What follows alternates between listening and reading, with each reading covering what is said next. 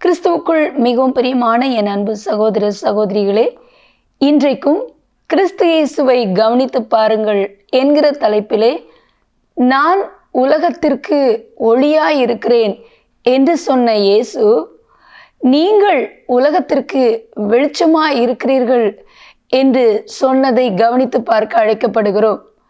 ஆண்டவராகிய இயேசு கிறிஸ்து இந்த உலகத்தில் வாழ்ந்த நாட்களிலே மலை பிரசங்கத்திலே அருமையான முத்தான மணியான மகிமையான வார்த்தைகளை அவர் நமக்கு கூறி போயிருக்கிறார்.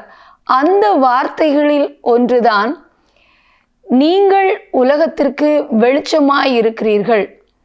மலையின் மேல் இருக்கிற பட்டணமானது மறைந்திருக்க மாட்டாது என்று சொல்லி மத்தேயு எழுதின சுவிசேஷம் 5ஆம் அதிகாரம் 14ஆம் வசனத்திலே இயேசு கூறுகிறார், நீங்கள் உலகத்திற்கு வெளிச்சமாய் இருக்கிறீர்கள், மலையின் மேல் இருக்கிற பட்டணம் மறைந்திருக்க மாட்டாது என்று சொன்னது மட்டுமன்றி 16ஆம் வசனத்திலே, மனுஷர் உங்கள் நற்கிரியைகளை கண்டு பரலோகத்தில் இருக்கிற உங்கள் பிதாவை மகிமைப்படுத்தும்படி உங்கள் வெளிச்சம் அவர்களுக்கு முன்பாக பிரகாசிக்க கடவுது என்றும் சொல்லியிருக்கிறார்.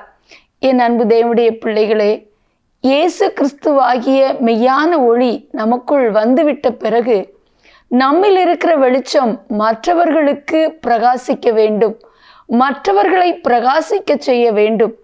அதற்குத்தான் நம்மை ஆண்டவர் பிரகாசிப்பித்திருக்கிறார்.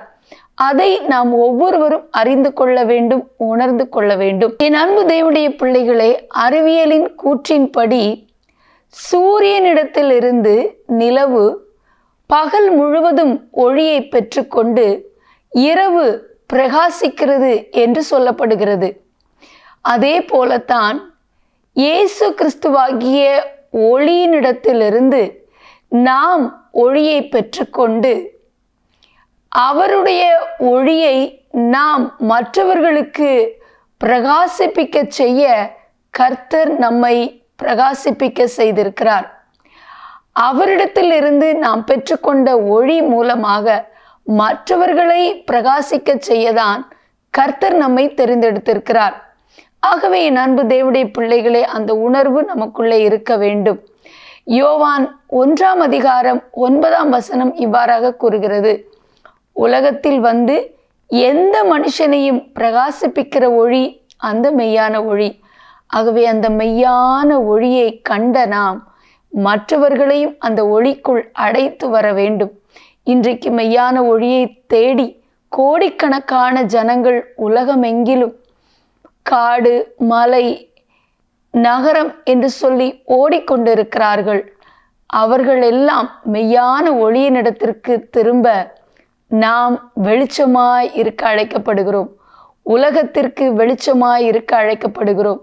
நம்மிலுள்ள வெளிச்சம் மற்றவர்களை பிரகாசிக்க செய்ய கர்த்தருடைய சமூகத்தில் நம்மை அர்ப்பணித்து ஒவ்வொரு நாளும் அவரிடத்திலிருந்து கிருபையையும் வல்லமையையும் பெற்றுக்கொண்டு அவரோடு இணைந்து நாம் அவரில் உள்ள ஒளியை பிரகாசிக்க செய்வோம்.